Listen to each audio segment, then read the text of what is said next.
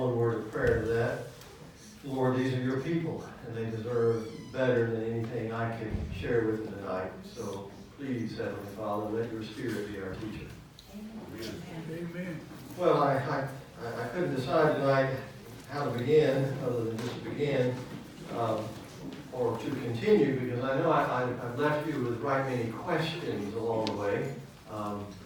And I didn't know whether just to say, what questions do you have, and then see how much time I have left after answering the questions, or whether just to start where I left off. So let's put it to a vote. Do you want questions, or do you want me to start where I left off? All of the above. Okay, got it. So, anytime afterwards, I'm happy to visit with any of you about any questions you might have. And several of you have been good to walk up and say, what about this and that and the other? And we can talk a little bit about those things, because I'm always honored to do that. So remember last week, we got to the close of Mark 13. And there was a word with which I left you last week. And what was the word? Watch. So you've been watching last week? You've been watching since then and now? Watch. Well, when you hear this word watch, and it comes something as a command to us, to you and me to watch, as much as it came as a command to the disciples, those 12, to watch, immediately following that command to watch, let's look and see whether they watched. Chapter 14, verse 1. It was now 2 days before the Passover and the Feast of Unleavened Bread. And the chief priests and scribes were seeking how to arrest him secretly and kill him. For they said, but not during the feast, lest there be an uprising of the people. And while he was in Bethany, in the house of Simon the leper, he sat down at table, and a woman with an alabaster flask of ointment, of pure, expensive ointment, very costly, and she broke it and poured it over his head. Well, there are a lot of things going on already in this that might not immediately meet the eye. Did you hear in whose house it was that this event takes place? Whose house? Simon the leper. Now notice what it did not say. It did not say Simon, who once upon a time used to be a leper. It said the house of Simon the leper. Which is to say, not everyone that Jesus met who had a physical ailment necessarily was what? Healed. How quickly it is, isn't it, that we will add to the biblical story things that frankly are what? Not there. Just saying. And that's not unintentional. And I'm frankly glad the text says it exactly like that. Because there are good and dear godly people whom you know, who guess what? Have suffered and will continue to suffer with some physical ailment of some kind. And it does not mean that their faith is what? Weak. It doesn't mean that they're not good people. It doesn't mean that God doesn't love them. It doesn't mean that God is incapable of doing a miracle, but doesn't always choose to do so. And God most certainly can and most certainly will use to His glory any and everything that happens in our lives. Brace yourselves. The good, the bad, and even the ugly things that happen in life, God will what? God will use it. It simply is a matter of us as God's people to be what? Obedient and willing and faithful. And if it would be that God chooses not to do something that we would perhaps wish He would do, or something for which others of us have prayed, we will say about that what? I hope we'll say this. This life has been bought with a price. It does not belong to me anyway. It belongs to whom? Our Lord. Should He choose to do with it this, that, or the other, it's His. Whose is it? It's the Lord's. That's what we declare has happened to us when God has saved us and transformed us. But you're like me, you want to take it back, don't you? You want to take this life back. And unfortunately, we will do that from time to time. And that's the beautiful story we've been seeing unfold with the disciples in the Gospel of Mark. That sometimes they are spot on right and good believers. But at other times they are what? They are bumbling, stumbling along, and misunderstand who Jesus is altogether. They're foils. They're foils. You might even learn that good word. They are foils to what real Christians, we would hope, ourselves as disciples of Jesus, would actually be. But sometimes we know this to be true of us as the Lord's disciples. Sometimes we're what? We are good and faithful followers of Jesus, but sometimes we just what? We just crash and burn. And the beauty of the gospel is this. And we will see this before this whole section comes to a close tonight. Our God is so amazing and so powerful and so full of mercy and grace that guess what? You don't get the last word in this story. He does. He calls you, he claims you, he made you his child, and guess what? He's not changing his mind about that. So get over it. He's not changing his mind about that. He loves you, he calls you, he's chosen you, he's made you one of his own, and that's never going to change. In fact, I'll just slide back into the Old Testament story just briefly. Perhaps the most famous psalm of all is the 23rd, isn't it? And there's an expression in it that goes like this. And surely goodness and mercy. Okay. So what? Surely goodness and mercy shall what? Follow me. Except that's a bad translation. You knew I was going to do something like that. Surely goodness and mercy, and the Hebrew word in back of the word translated in English, follow, is this. Are you ready for it? Hound you like a jackal. It's a picture word. Do you hear what it says? Surely goodness and mercy. I've died again. That's not a bad thing. Not a bad thing. So surely what? Goodness and mercy are going to what? They're going to hound you like a jackal. How long? All the days of your life. The goodness and mercy of God is never, ever going away. After you. Always. And aren't you glad? That's the kind of God we serve. We, by contrast, often what? We fail, we fall, whatever. We grow impatient with other people who what? Who don't do it the right way, who don't live up according to our standards, and we can only thank God that we're not God. Because we way too easily do what? We give up on people. Well, this gospel is proof positive that Jesus of Nazareth, who came and called disciples who sometimes got it right and sometimes didn't, is never, ever giving up on his people. Even when they don't watch. Because in this story, in the house of Simon the leper, there is a woman whose name is curiously absent. We don't hear her by name in this biblical story. Other texts might call her Mary, but guess what? If you were in Mark's congregation when this story was being taught you didn't have benefit of the other gospels, you would never know the woman's name. But what does she do? She buys, she sells all she has. She buys this costly ointment. Verse 4. But there were some who said to themselves. Now, who are these some who are going to be saying something to themselves? The some are in the house. It's the disciples. They're the ones who are there. Said to themselves, why was this ointment wasted? This ointment was able to have been sold for more than 300 days' wages. This is a year's salary, basically. And given to the poor. and they reproached her. But Jesus said, let her alone. Why are you troubling, bothering about her? She has done what?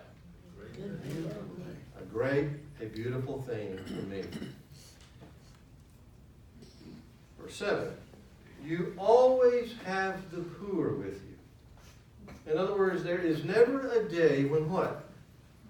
You can't do something good and helpful for the poor. You always have that opportunity.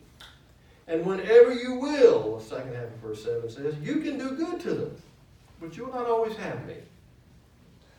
So be the kind of disciple who is watchful and vigilant and who is aware of when things can be done and sometimes when they can't be done, and do them when the opportunity presents themselves to us. But that really isn't the point that he's attempting to make. It's coming right now. He says, she has done, and the translations do a number of different interesting things here. She has done what? She has done what she could. Do all the translations say that? She has done what she could. Are you ready to hear what it literally says here? She has done what she had. I'm hearing the ums. She has done what?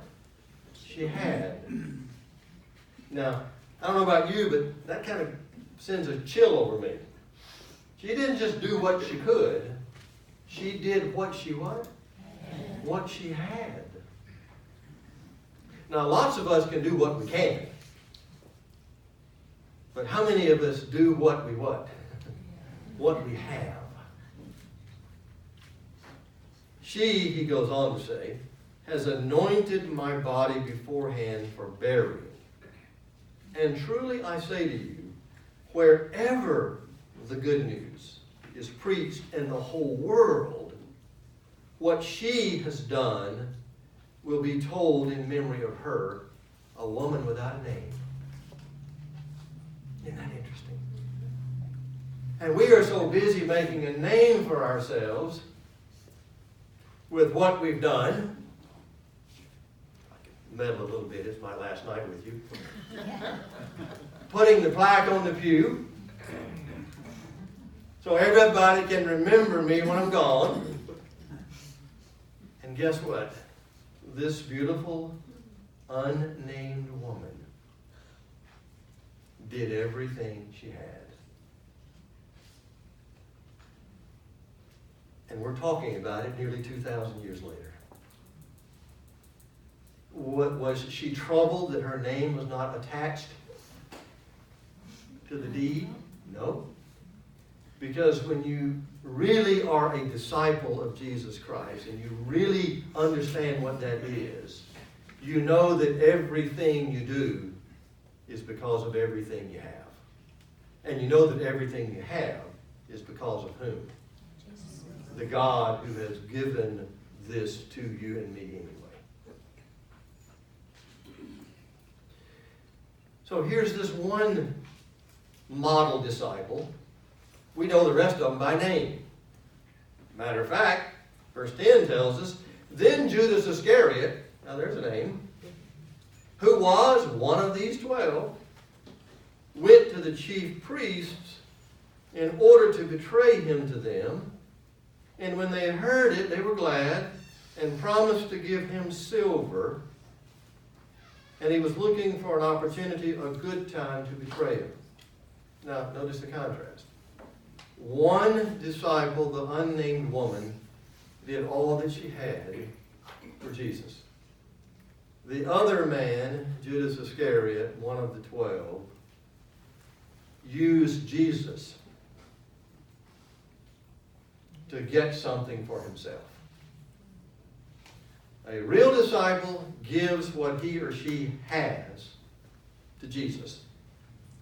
Others use Jesus to get what they can have.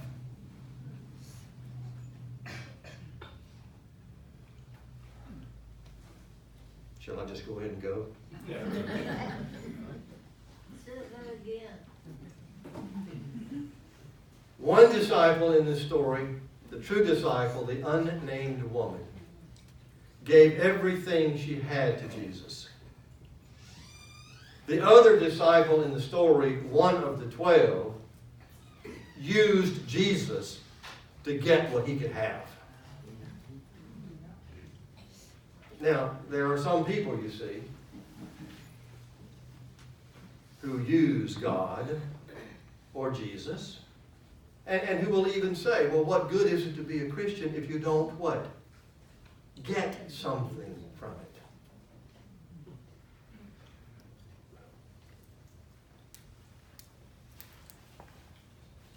Do you think this is true about television? It might be. I'm more concerned about me.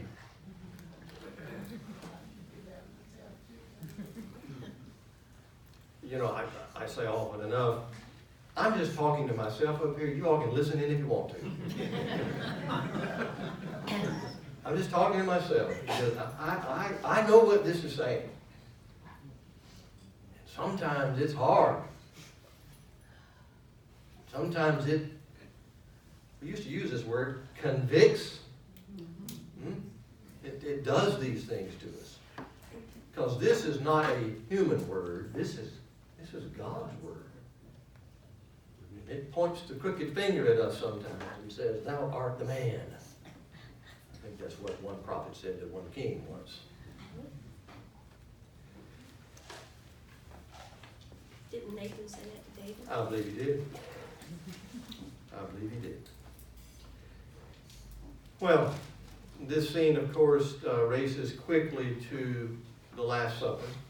Jesus sends the disciples into town.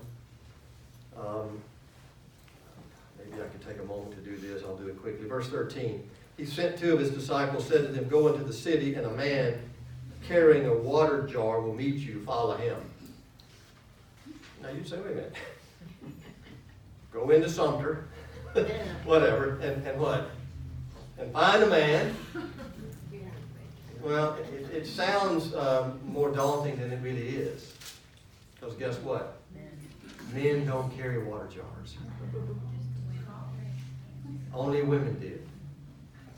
Except there was a group of people who would come into Jerusalem faithfully every Passover, who were not known for having women in their community. That would be left then for the man to what? Carry a water jar.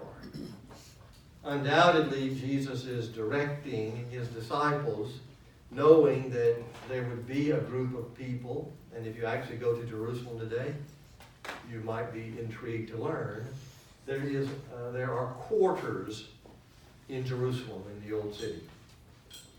There is the Muslim quarter today. There is the Jewish quarter today. There is the Christian quarter today. And there is a quarter called the Essene quarter. The Essene quarter. Well, the Essene quarter is exactly the place where an upper room has been found and you can visit today. It has been converted, of course, into a mosque, as often happened during the uprisings in and around Jerusalem. When you go with us, May 11 to 22 this year, I'll take you to that room. I'll tell you the story again, and you'll put pieces of this puzzle together. That's just a passing note in the story. It really has little to do with what the disciples and discipleship is all about. All of this, of course, is just setting us up, because Jesus is going to say something to these 12. What he's going to say is, as they were eating at the table, verse 18, second half of the verse, truly I say to you, one of you will betray me. One who's eating with me. Now you hear that, and people will want to read that story as if it were a history lesson about long ago and far away. But remember, this is the Bible. And what makes the Bible unique and different and unlike any, quote, history book or history lesson is this. This word just spoken is not just for them. living as they did a couple thousand years ago. They are written to us. This is what makes the Bible a unique phenomenon. And he says, one of you is going to betray me. And they're thinking the same thoughts you and I are thinking. You're looking around. Is it? And then you finally get that finger and it circles right back around and you say, what? Is it me? Am I capable?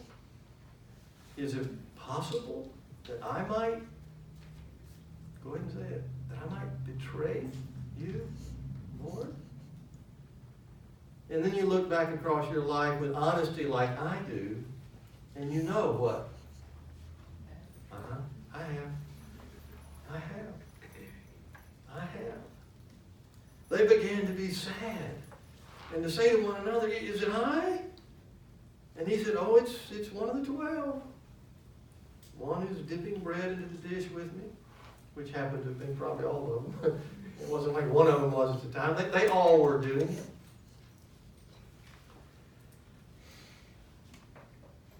Verse 27, I'm just jumping ahead. And Jesus said to them, you will what? All fall away. For it is written, I will strike the shepherd and the sheep will be scattered. But after I am raised up, I will go before you to Galilee. And that's just an interesting expression that he tells them. He says, you're going to do what? You're going to betray me. You're going to run away, all of you. But guess what?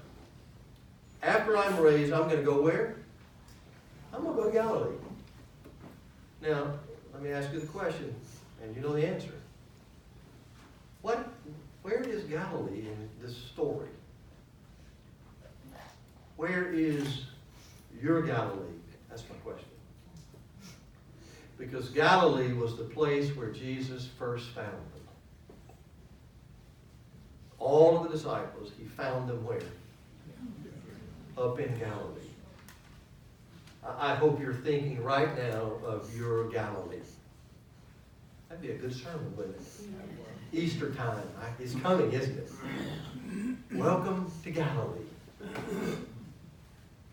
Because before this story concludes, guess what? There's going to be a young man in chapter 16 sitting at the tomb on resurrection morning. And the young man in a white robe is going to say, he's not here, and he's up there in Galilee. He's going to see you there. Point being, Philip, and all this for this sermon, you can come home. You can go home. You can go back to what? You can go back to Galilee where our Lord first found you. No matter where you've been or what you've done, no matter the betrayals that are often a part of our Christian story, you can what? You can go home. Because he's going to be where? He's going to be right there waiting for you. I don't know if that does for you on a Wednesday night in late January what it does for me. I'm glad to know what we can go back home. Even though, Peter says, verse 29, even though they all fall away, I'll what? I'll never do it. Big talk, Peter. But this isn't just Peter, this is who? All the all might, but what? I got this thing locked down. No, not me. You know what life can do to you. It isn't easy. Truly I say to you, he goes on to speak to Peter, this very night, before the cock crows twice, you'll deny me how many times? 3 times. And he said even more boldly, if I must die with you, I'll never deny you. And they all said the same. All of them the story continues. They betray Jesus. Verse 50 tells us of the same chapter. They all what? Forsook him and fled. And look at verse 51. And a young man followed him, with nothing but a linen cloth wrapped around his body. And they grabbed him. But he left the linen cloth and ran away naked.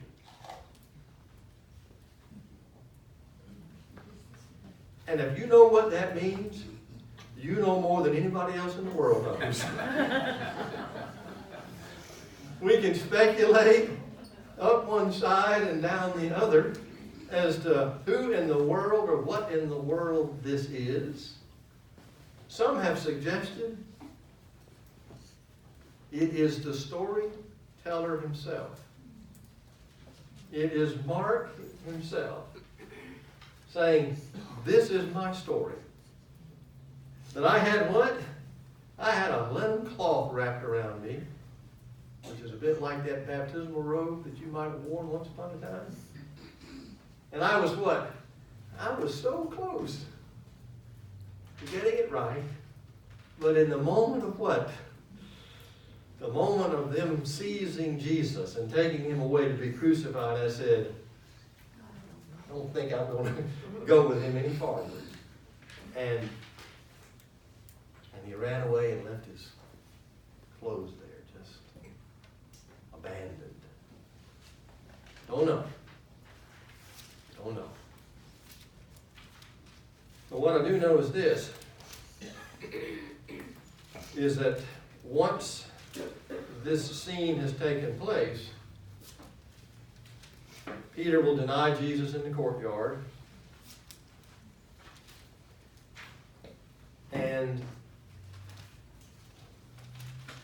But before he does this, I jumped too quickly ahead. He said, you're all going to deny me or whatever before the cock crows twice. Now, back up to verse 32. Sorry if I've confused you with this. So, Jesus says, before this very night, the cock will crow twice. You're going to deny me 3 times. And Peter says, what? I'll never deny you 3 times. I'll die with you. Now watch verse 32. And they went to a place which was called Gethsemane. Now, the word Gethsemane is a fascinating word. Its meaning is significant to the place.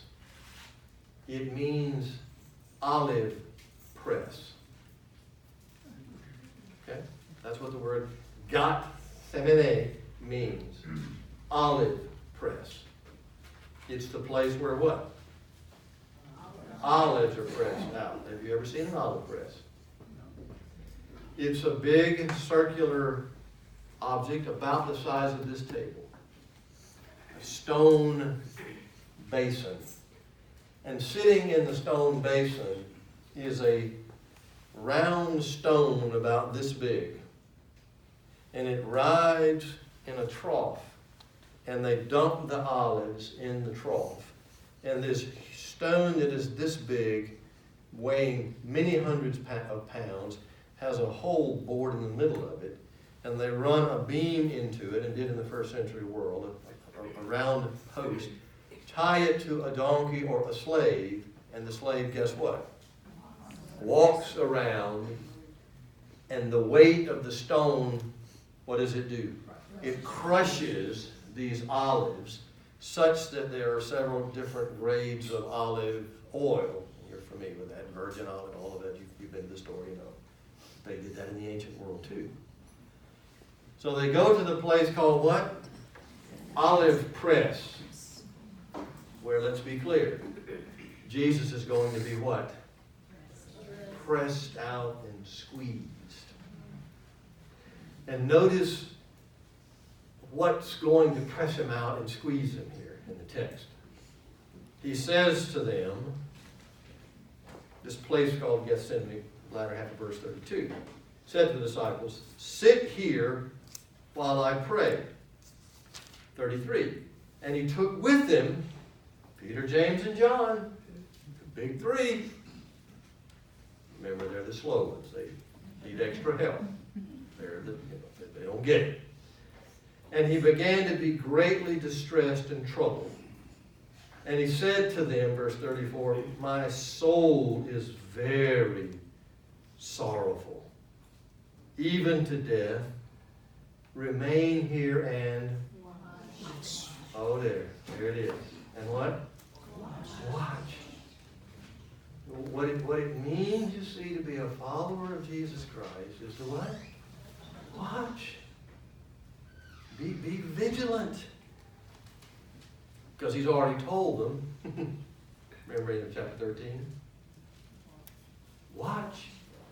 That's your duty. Be on the lookout. Be on the watch. 35. Going a little farther, he fell on the ground and prayed. If it were possible, the hour might pass from him. 36. And he said, Abba, Father, all things are possible for you. Remove this cup from me. Yet not what I will, but what you will. 37. And he came and he found them watching. He came and found them sleeping.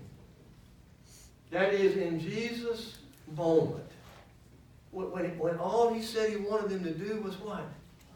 Just stay here, pray, watch.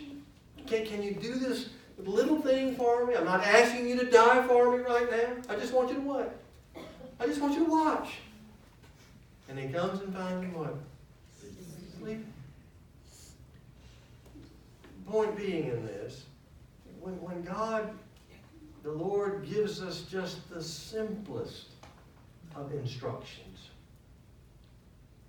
and we can't manage even the simplest of instructions, what are we going to do when the big ones come? You see it? So when you get the simple instructions, just what? Do them. Just do the simple things, because the simple things will what? Prepare you to do the more difficult things as they will come in later in your life story and in mine. Found him sleeping, and he said to Peter, Simon, are you asleep? Could you not watch 1 hour? Watch. This makes now the what? Second time he said it, verse 38. Watch and pray that you may not enter into temptation. And then that half of the verse that we all know. The spirit indeed is willing, but the flesh is weak. And you better believe it. We all have the best of intentions, don't we? We all in our best moments, what? Are so willing. But the flesh is what? It's weak. You better know it's weak. And there's somebody else who knows how weak it is, who is quick to what? Take advantage of it. Indeed, indeed, indeed. 39. And again he went away and prayed, saying the same words. Same words being, watch, pray. And again he came and found them watching and praying. Nope. Came and found them what? Sleeping.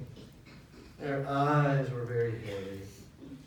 They did not know what to answer him. Verse 31, to add insult to injury already.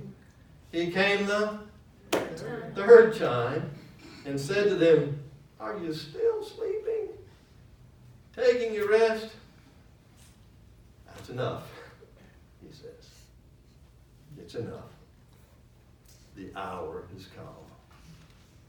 The Son of Man is betrayed into the hands of sinners.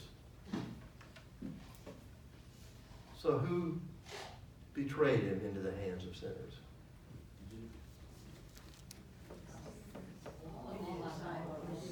Because they wouldn't watch and pray. They all did. Rise, he says. Let us be going. I see now my betrayer at hand. And I imagine when he said that, they were looking at each other. When into the scene steps Judas. But all that is after what? My betrayer's right here. It's a painful moment. It's a gut-wrenching moment here in this story when we hear the truth of this. That again, this isn't just a story about them or about Judas. It's a story about, with all the emphasis placed on the correct syllable, which is what? Watch. And our lives, when we are watchful, are very different than what? Than when we get distracted by so many other things that will simply wear us out. And when we have been so busy doing other things than watching, when Sunday morning about 9 o'clock rolls around, it's hard to roll out of bed. When we're what? So busy, not watching, we will wear ourselves out.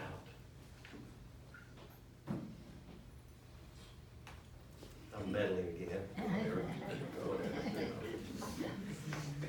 And they all forsook him and fled. I mean, that's just what happens here. Well, as you know, the rest of the story is Jesus is crucified. It's not a pretty scene. As the story proceeds, I'm at the crucifixion now. Let's get to verse 21 of chapter 15. We are told, and they compelled a passerby, a man by the name of Simon of Cyrene. Interesting name, interesting place. Cyrene is it's an African region, but his first name is Simon, which is a Jewish name. Simon, who was coming in from the country, he was the father of Alexander and Rufus. Now, inasmuch as the storyteller tells us he's the father of Alexander and Rufus, I'm guessing Alexander and Rufus probably were what? Church members. They probably were in that congregation, weren't they? Wouldn't that be nice to know that, but anyway. They brought him to the place called Golgotha, which means the place of the skull. We know the rest of the story, that they crucified. You will say some things about my God, why have thou forsaken me, and such things as that. And it has perplexed many people for a long time. And I'll wait to make comment about that when I actually look at and read with you Revelation chapter 12, sometime in the next millennium, whenever we get together for that book, Revelation chapter 12. Because many people, unfortunately, who know anything about the book of Revelation, they end up, unfortunately, missing the most important chapter in the entire book, chapter 12. It's the story about an expectant woman who gives birth to a baby, who is confronted and attacked and killed by a dragon. And that sends many people's heads spinning. But it shouldn't, because it's not really that complicated. Because you know who that dragon is, don't you? Okay. Now you can possibly wait till this time next year. So he's crucified. And in his dying, at his crucifixion, he does something for us.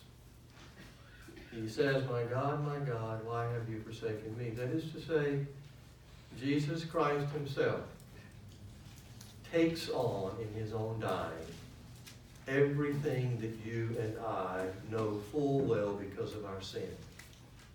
You know what we know?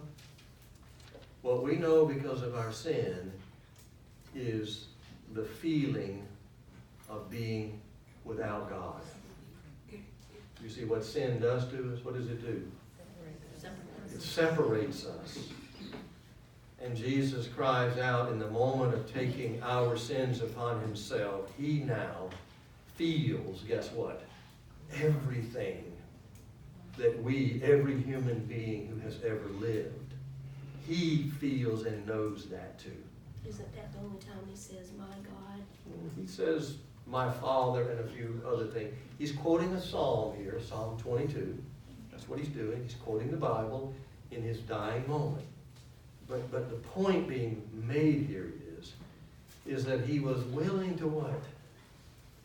Feel everything, know everything that you and I know and feel. Including the feeling of what it's like to what? To know we're forsaken because of our sinfulness. He takes that on himself. Of course, the good news in the story is that isn't the end of the story. Though that happens to him, God, even though you have experienced what it means to be forsaken by God, he experienced it too. But as I said to begin my time with you tonight, we don't get the last word on this. God does. And what does God do? Thank goodness, chapter 16, verse 1, sets the table. And when the Sabbath was passed, this is after Jesus was crucified on a Friday, Saturday is past, Sunday's come, Mary Magdalene, Mary the mother of James, and Salome bought spices so they might go and anoint him. Now the assumption in going to anoint him is when they get there they're going to find a what? They're going to find a body. Right? You don't show up with the spices if you're not expecting to find a what? The corpse. They're expecting to find a corpse. The point being, at this stage in the story, they really believed that Jesus was what? Crucified, which he was. Not just crucified, but dead. And now what? 3 days later, he's still dead. And when we get there, we're going to find a what? A corpse. And we're going to have to do what one would do with burial spices. Verse 2. Very early, on the first day of the week, they went to the tomb when the sun had risen. 3. And they were saying to one another, who will roll away the stone for us from the door of the tomb? Point being, tombs in the first century world were known for their rolling stones. Not the singing group. They were known for the rolling stones. And these rolling stones are literally about 5-foot diameter stones, is just about the size of this table if you were to turn it on its end.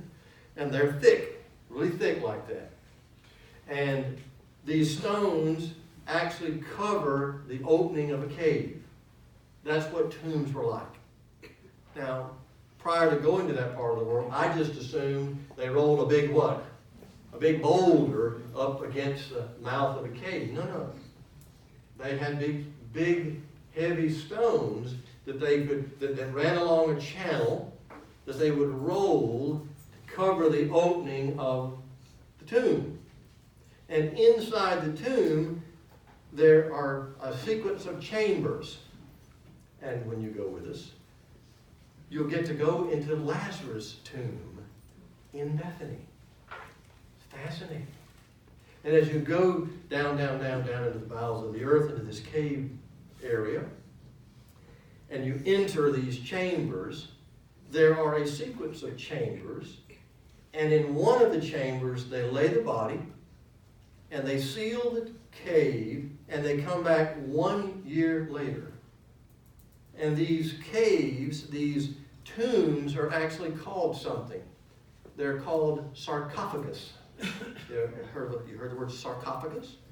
You know more Greek than you know. It's a compound word. Sarx is the first half of the word. Sarx. Cophagus, the rest of the word is from the root word esthio. The phagous part of this means, so you have flesh on the front half of the word, and the back half of the word for sarcophagus, guess what it means? Eater. A sarcophagus is a flesh eater. Yeah. Because what do? You put a body in there, you seal the cave, you come back a year later, and guess what? The flesh is eaten off the bones. And then they gather the bones from all of their loved ones, and they arrange those bones, with the longest bone in the human body being the femur, which is not any longer than about what? About that long, even of the tallest person. And they gather all those bones and they put them in a thing called an ossuary, or a little bone box. And they arrange the bone box inside the tomb. So that when the next person in the family dies, what do? Put them in the cave, in the sarcophagus. Flesh gets eaten off. So the women have come to do what? Wrap this body in these cloths, put these ointments on his body, so that the what? The decomposition can do its work, and they'll come back a year later and they will open it up and then they'll gather the bones. This is all quite well documented in Jewish practice. They even do much of this even today. So what do? Who can what? Roll this stone back so we can get in there and do this work. The stone was huge. It was very large, it tells us verse 5. And entering the tomb, they saw a young man sitting on the right side. I know what you're thinking. I thought he was an angel. I know there were two angels. True. The other gospel accounts, one will say it was an angel. Other gospel accounts will say it was two angels. We're told here it's a what? A young man sitting on the right side. Now let me do a bit of theology with you at this point, other than just the Bible story. There are some people who say, well, look at that. Now wait a minute. Was it an angel? Were there two angels? Or was it a man? And some skeptics of the Bible will say, guess what? See, he can't believe the Bible. He's all confused about which one it is. Well, not so fast. If all 3 or 4 of the gospel stories told it exactly the same way, you know what the skeptic would say? It's all a forgery. One made it up, and everybody else just what? Just copied what somebody else said. The Bible is an honest book. These women showed up, and what? They saw a guy standing there. The disciples will show up in the other Gospels, and they saw angels there. And they're just telling the story just as they saw it, and that's just how it is. Okay? Smart aleck, skeptic, whoever you are, if you want to play that game. All right, okay, there we go. So this young man is sitting there, and he's dressed in a white robe. Now I'm still thinking about that young man. You see? See how my mind works when I'm reading the Gospel of Mark? I'm still thinking about that young man who what? He ran away naked. Now he's what? He got his clothes on. Why? Well, the first thing was before Jesus was raised from the dead. Now Jesus is what? Raised from the dead. I kind of got a sneaking suspicion that the young man showed up at the tomb a little earlier than the ladies did. And there he is. The same fellow that ran away earlier, what? At a loss for what's going to happen, Jesus is going to be crucified. But then he finds his way back where? To the tomb where Jesus has been buried. And there he sits. And what does he say? And he said to them, verse 6, do not be what? Don't marvel, don't be afraid. You're looking for Jesus of Nazareth, the one who was crucified. And I think you could almost say parenthetically, the same one I was standing next to when what? They came and got him, and I ran away naked, but now I got my clothes on because I understand things better now than I did before. Now, I'm making that up. I don't know that that's what happened. But I really think that's what happened. He has risen, this man says, young man says. He has risen, and here comes the best news of all. He is not here. See the place where they laid him. Verse 7. Go tell his disciples and Peter. Now why do you throw that in there? And Peter. Because Peter what?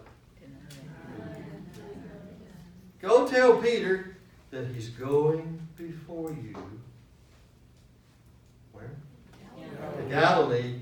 There you will see him as he told you.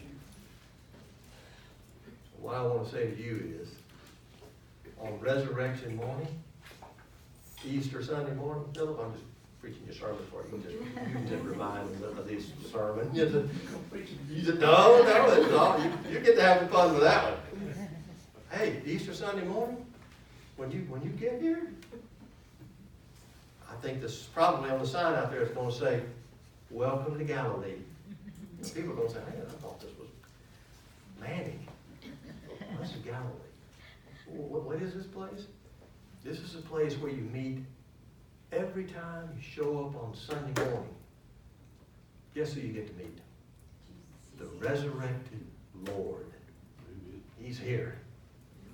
And he's just wondering, who's showing up this Sunday? Or is there something more important, like a soccer game? Panthers game, no, those aren't any good anymore. I mean, whoops. I mean, is there anything more important than what? Now, what happens when we know that who is here waiting for us? The Lord.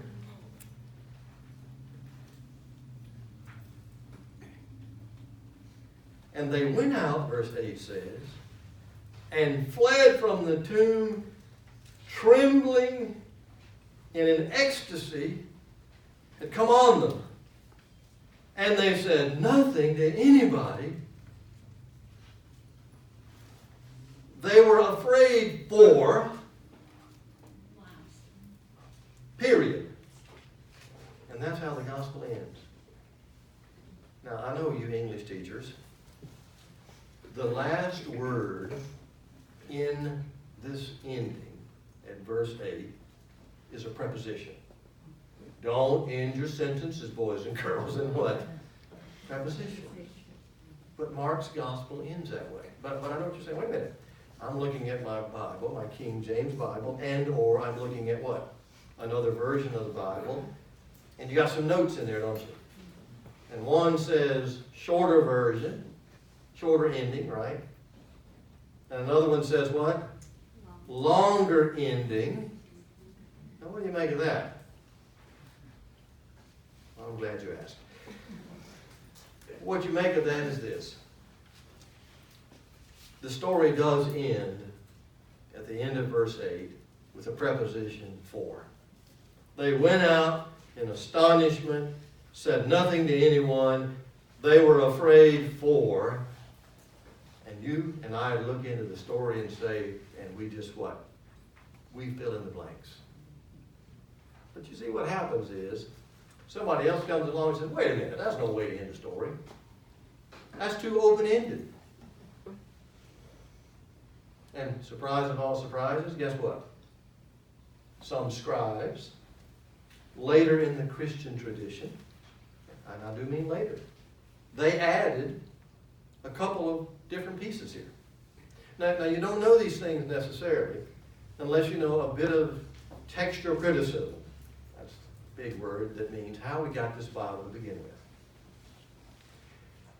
And so here's the quick lesson. The King James Version, which is a beautiful translation, arguably and still the best-selling book of all time. The King James Bible is beautiful and powerful in all of its expressions. But do you remember in what year the King James Version of the Bible was made? 1608. Beautiful. 1611. No. It started in 1608, took them 3 years. 1611 was when the King James Version was complete. Now, who is King James, and where was this done, and in what language is this version made? King James of England. Good. So obviously that translation was made where? In England, to be sure. And when the King James translators were doing their translation work, They were, of course, depending upon the Hebrew Old Testament for the Old Testament and the Greek New Testament for the New Testament. When they were doing their work in the early 1600s, beginning in 1608 and following, when they were doing their work, well, King James commissioned the best Bible scholars in the British Empire to make the translation. And he gave them strict instructions. He said, we need a translation without all those footnotes. All that mention of all these other verses and manuscripts that are out there. Just clean it up and give me the best. And the king made such a decree, do what the king says. Which meant then that those King James translators looked for and found the best manuscripts of the New Testament that could be found. Now the King James Bible was written in what year? 1611. The earliest manuscript that they were able to find for making their translation dated to the 12th century. 12th century. Now understand what this means. 12th century. That's the 1100s, right? And most of the verses that they had Greek texts from were 13th century, 1200s. Which means that from 1100, from the 1100s all the way back to the first century, how many years have passed? 1,000 years have passed. What happened in the 1840s and 1850s in the world, when we were getting ready and fighting a civil war here in the late 1850s and 1860s, a particular man by the name of Tischendorf from Saxony in Germany fell in love in something like an Indiana Jones story. He went in search of finding the oldest manuscripts of the Bible that could be found. And his journeys took him all over the world. The Vatican to begin with, all the way down to Alexandria, Egypt, and in the desert of the Sinai Peninsula to the monastery of St. Catherine, where word was a group of old monks lived. And when he came to that monastery in 1857, guess what he found? He found a copy of the New Testament that dated back to the 5th, 6th Christian century. That's guess what? 600, 700 years prior to the what? Manuscripts upon which the King James Version was built. And fascinatingly enough, the copy that he found did not contain verses 9 through 20 that we read in some versions of the English Bible. The oldest manuscripts concluded the Gospel of Mark at, guess what? At verse 8.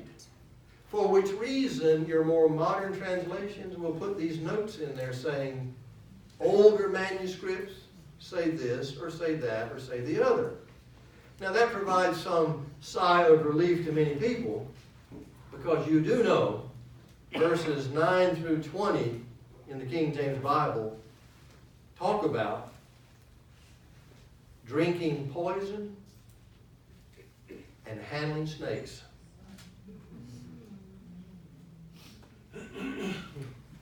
And those who have read those texts, there have been movements, of course, in the West Virginia mountains and other places that did what? Practiced that as evidence that they what? Are more genuinely Christian than anyone else in the world happens to be. All built upon this what? This odd addition that somebody else added to the text.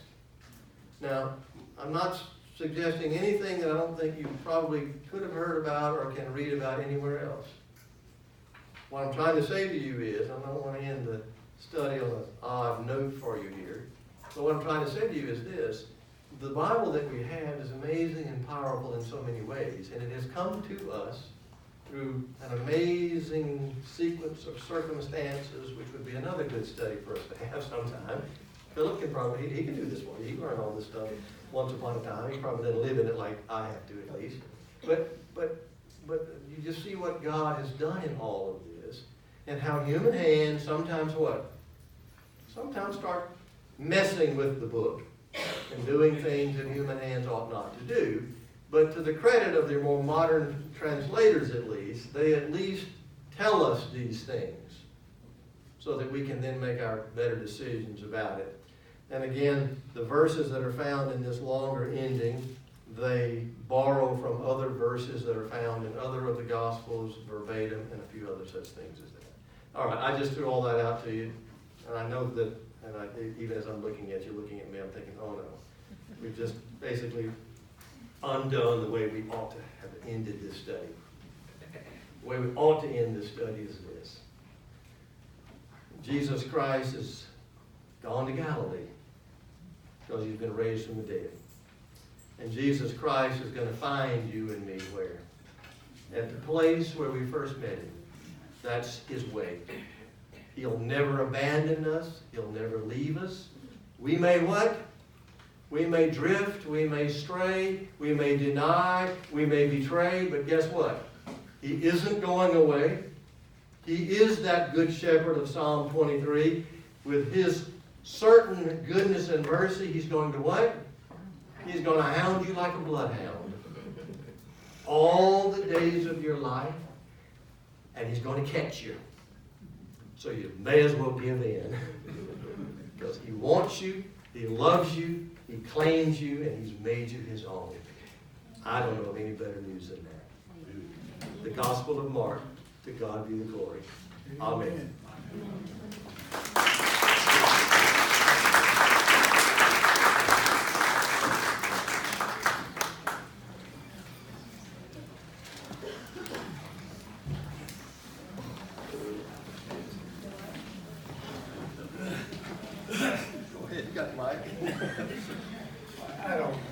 I just don't know how to thank Robert Canoy for coming and doing this. And I've told many of y'all, I've studied with the leading scholars in this country.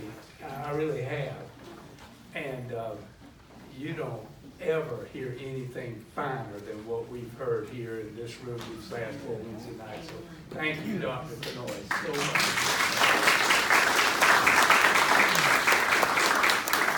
Now listen, this year in a church council meeting, the previous year, someone said, are we going to do January Bible study again like we did last year? And I said, well, we certainly could. And they said, well, would you ask Dr. Canoy to come again? I said, well, I guess I could. I doubt he'll come, but I'll call him, I'll ask him.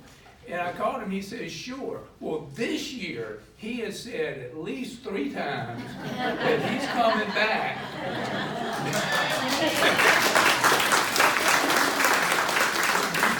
You have 11 months. Come back first. So. Yeah. You have 11 months to read Revelation, and then come and sit and watch him undo everything you think it said. Or you can buy the book I wrote on it and read it between now and then. Seriously? You can. Yeah, you. When was that published? It's on Amazon. It came out in '99.